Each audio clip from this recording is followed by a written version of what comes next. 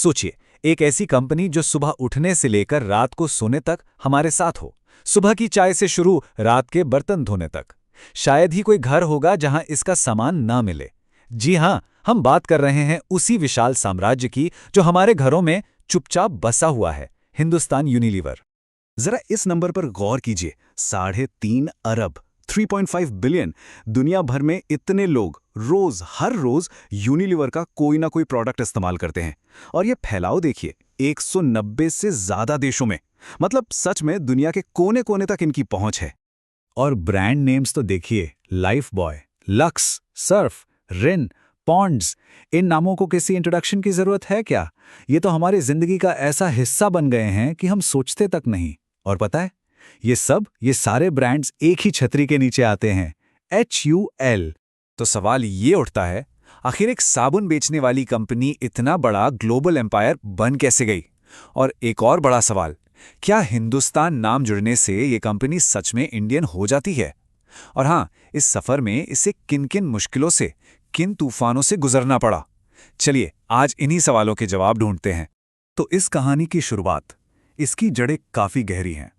इसको समझने के लिए चलिए टाइम में थोड़ा पीछे चलते हैं, सीधे 19वीं सेंचुरी ब्रिटेन में, जहां इस साम्राज्य की पहली ईंट रखी गई थी। साल था 1885, जगह थी ब्रिटेन। वहां दो भाइयों ने, विलियम और जेम्स लीवर ने एक कंपनी शुरू की, लीवर ब्रदर्स, और उनका प्रोडक्ट सनलाइट साबुन। मजा तो यह है कि बस 3 साल बाद, यानी 1888 में, यही सनलाइट साबुन जहाजों में भरकर सीधा कोलकाता के पोर्ट पर उतरा। ये बस एक शुरुआत थी। असली ट्विस्ट तो कहानी में आना बाकी था, और वो आया 1929 में। और ये ट्विस्ट सच में बड़ा इंटरेस्टिंग है। सोचकर देखिए, दो बिल्कुल अलग अलग कंपनियां, अलग अलग देशों से। एक तरफ ब्रिटेन की लीवर ब्रदर्स, जो क्या बेच रही थी? साबुन। और दूसरी तरफ नीदरलैंड्स की मार्जरीन यूनी, जो बेच रही थी मार्जरीन। अब आप ही सोचिए, साबुन और मार्जरीन, क्या कनेक्शन हो सकता है इन दोनों में? कुछ भी नहीं, राइट? वेल, इसका जवाब एक बहुत ही सिंपल सी चीज में छिपा था, पाम ऑयल। हाँ, पाम ऑयल। साबुन बनाने के लिए भी वही चाहिए और मार्जरीन बनाने के लिए भी वही। और उस जमाने में पाम ऑयल की सप्लाई पर कंट्रोल करना मतलब आधी जंग जीत लेना। तो बस अपने रॉ मटेरियल, अपने कच्चे माल पर कब्जा करने के लिए इन दो जायंट्स ने हाथ मिला लिया, और इसी मर्जर से पैदा हुई यूनिलीवर। तो अब यूनिलीवर बन चुकी थी और इंडिया में भी एक्टिव थी। लेकिन उस वक्त इंडिया का माहौल गर्म था, आज़ादी की आग हर तरफ फैली हुई थी। और ऐसे माहौल में एक फॉरेन कंपनी का टिक पाना, वेल, आसान तो बिल्कुल नहीं था, बल्कि ऑलमोस्ट इम्पॉसिबल था। जब तक वो एक बहुत ही स्मार्ट चाल ना चलते। क्योंकि देश में स्वदेशी मूवमेंट जोरों पर था। लोग अंग्रेजी सामान का बॉयकॉट कर रहे थे, उसको जला रहे थे। अब सोचिए, ऐसी सिचुएशन में एक ब्रिटिश कंपनी के लिए ये कितना बड़ा खतरा था। ये उनके एग्जिस्टेंस का सवाल था। बिजनेस बिल्कुल ठप होने की नौबत आ गई थी। इस क्राइसिस से निकलने के लिए यूनिलीवर ने एक ब्रिलियंट स्ट्रैटेजी अपनाई, जिसे हम कह सकते हैं इंडियनाइजेशन स्ट्रैटेजी। उन्होंने कई कदम उठाए। स्टेप 1, इंडिया में ही फैक्ट्रीज खोलो। फायदा? लागत कम और लोकल लोगों को जॉब्स। Win win. स्टेप 2, नाम बदलो। ऐसी कंपनियां बनाओ जिनका नाम सुनने में बिल्कुल देसी लगे, जैसे हिंदुस्तान वनस्पति मैन्युफैक्चरिंग कंपनी। स्टेप 3, देश को हिस्सेदार बनाओ। 1956 में 10% इक्विटी यानी हिस्सा इंडियन इन्वेस्टर्स को ऑफर किया। और सबसे बड़ा, आखिरी दांव, स्टेप 4, लीडरशिप में इंडियन चेहरे लाओ। प्रकाश टंडन को पहला इंडियन डायरेक्टर बनाया गया। और ये स्ट्रैटेजी कमाल कर गई, सुपर हिट साबित हुई। आप इस बात से अंदाजा लगा सकते हैं कि 1955 तक कंपनी के 65% मैनेजर्स इंडियन थे।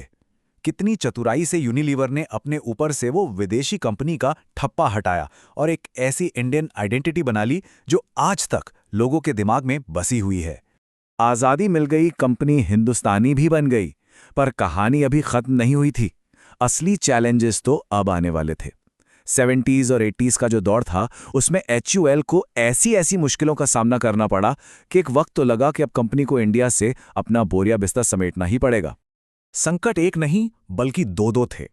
एक तरफ 1973 में सरकार ने प्राइस कंट्रोल लगा दिए, साबुन और वनस्पति के दाम फिक्स कर दिए। इससे क्या हुआ? HUL को जबरदस्त घाटा होने लगा। और दूसरी तरफ सरकार एक नया कानून ले आई कि फॉरेन कंपनीज को अपनी मेजॉरिटी स्टेक यानी 51% हिस्सा इंडियंस को बेचना ही था। पता है, इसी कानून की वजह से कोका कोला जैसी बड़ी बड़ी कंपनियां इंडिया छोड़कर चली गई थीं। और इन्हीं परेशानियों के बीच मार्केट में एक और जंग छिड़ गई, द ग्रेट डिटर्जेंट वॉर। एक तरफ था HUL का प्रीमियम ब्रांड सर्फ और दूसरी तरफ PNG का एरियल।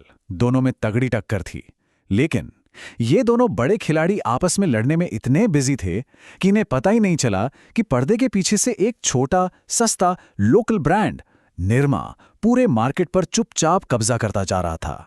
जब तक HUL को अपनी गलती का एहसास हुआ तब तक काफी देर हो चुकी थी, पर उन्होंने हार नहीं मानी। निरमा से टक्कर लेने के लिए 1985 में HUL ने अपना खुद का सस्ता डिटर्जेंट लॉन्च किया, व्हील, और ये एक मास्टर स्ट्रोक साबित हुआ। व्हील ने HUL को आम आदमी के मार्केट का बादशाह बना दिया और कंपनी की किस्मत ही पलट दी। सच में एक बहुत बड़ा टर्निंग पॉइंट था ये। तो ग्रोथ, सक्सेस, स्ट्रैटेजी सब कुछ था, लेकिन जैसा कहते हैं हर सिक्के के दो पहलू होते हैं। HUL की इस शानदार कहानी का भी एक स्याह पहलू है। अब वक्त है उन कंट्रोवर्सीज की बात करने का जिन्होंने कंपनी के दामन पर कुछ ऐसे दाग छोड़े जो शायद कभी न मिटे। इसमें सबसे बड़ा और सबसे गंभीर विवाद जुड़ा है तमिलनाडु के कोडाई कनाल से। यहाँ HUL की एक थर्मामीटर फैक्ट्री थी। इस फैक्ट्री पर आरोप लगा कि इसने जहरीले मर्करी वेस्ट यानी पारे के कचरे को बिना सोचे समझे पास के जंगलों में डंप कर दिया। इसका असर बहुत बुरा हुआ। वहाँ के लोकल लोगों और फैक्ट्री में काम करने वाले वर्कर्स को बहुत ही गंभीर हेल्थ प्रॉब्लम्स का सामना करना पड़ा। जब ये बात सामने आई तो 2001 में जमकर प्रोटेस्ट हुए, इतने कि फैक्ट्री बंद करनी पड़ी। पर फैक्ट्री बंद होना ही काफी नहीं था। इंसाफ की लड़ाई बहुत बहुत लंबी चली। सोच सकते हैं, पूरे 15 साल बाद 2016 में जाकर कंपनी उन वर्कर्स और उनकी फैमिलीज को कॉम्पेंसेशन देने के लिए तैयार हुई।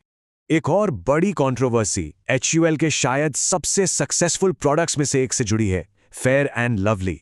इस क्रीम पर सालों तक ये आरोप लगते रहे कि ये कलरिज्म यानी रंग भेद को बढ़ावा दे रही है, कि ये क्रीम समाज में एक गलत मैसेज दे रही है कि अगर आपको कामयाब होना है तो आपका गोरा होना जरूरी है।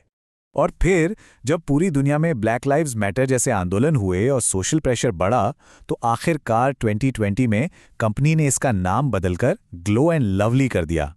HUL का कहना है कि अब वो ब्यूटी के किसी एक स्टैंडर्ड को प्रमोट नहीं करते, बल्कि हर स्किन टाइप के ग्लो को सेलिब्रेट करते हैं। तो इन कंट्रोवर्सीज के बाद भी HUL की ग्रोथ रुकी नहीं। चलिए अब कहानी को वापस आज के टाइम में लाते हैं और देखते हैं कि कैसे एक्विजिशंस यानी दूसरी कंपनियों को खरीदकर HUL एक ऐसा मजबूत किला बन गया जिसे हिलाना मुश्किल है। HUL की इस जबरदस्त सक्सेस के पीछे एक बड़ा सीक्रेट है, सही टाइम पर सही कंपनी को खरीदना। जैसे उन्होंने टाटा ऑयल मिल्स को खरीदा और हमाम जैसा ट्रस्टेड ब्रांड उनका हो गया। फिर लैक्मे को एक्वायर करके कॉस्मेटिक्स मार्केट में अपना दबदबा बनाया और अभी हाल ही में GSK के साथ मर्जर के बाद हॉर्लिक्स और बूस्ट जैसे पावर ब्रांड्स वो भी HUL की फैमिली का हिस्सा बन गए। और इन सब स्ट्रैटेजीज, इन सब एक्विजिशंस का नतीजा ये नंबर 7 ट्रिलियन रुपीस, 7 ट्रिलियन। ये इतना बड़ा अमाउंट है कि इसको इमेजिन करना भी मुश्किल है। एक पर्सपेक्टिव देता हूं, ये इंडिया के सालाना एजुकेशन बजट से लगभग 60 गुना ज्यादा है। इस मार्केट कैप के साथ HUL आज इंडिया की सबसे वैल्यूएबल कंपनियों में से एक है। तो 140 साल का ये लंबा सफर, जिसमें स्मार्ट स्ट्रैटेजीज हैं, बड़े बड़े संघर्ष हैं और गंभीर विवाद भी, इस सब के बाद HUL हमारे घरों के अंदर तक हमारी जिंदगी का एक हिस्सा बन चुका है। लेकिन आखिरी सवाल वही है, आगे क्या? इस रोजमर्रा के साम्राज्य का अगला चैप्टर क्या होगा?